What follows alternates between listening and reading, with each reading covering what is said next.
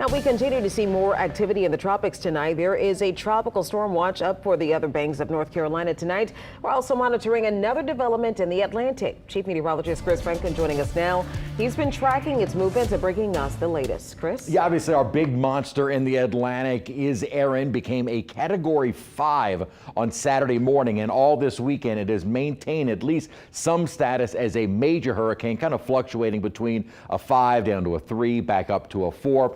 Thankfully, no direct impacts to land expected for that one. We'll talk more about it in just a moment. Elsewhere, though, not very well organized at all. A tropical wave that is still well out in the eastern Atlantic. Is possible that we could see some development in the coming days as it gets a little bit closer to either the northeastern Caribbean or at least near the islands. And we'll talk more about that wave coming up. The latest on Hurricane Erin: winds are at 140 miles an hour. We've already seen impacts to the islands, but again, nothing direct from the worst part of the storm. Obviously, you want to avoid the center of the storm, and it is remaining well off of the Turks and Caicos and Bahamas. We are seeing some significant wave heights, primarily right around the center of the storm, but we're expecting some significant wave heights along the East Coast. We could see 20 or so foot wave heights as it gets closer to the outer banks, and then maybe nearing 25 to almost 30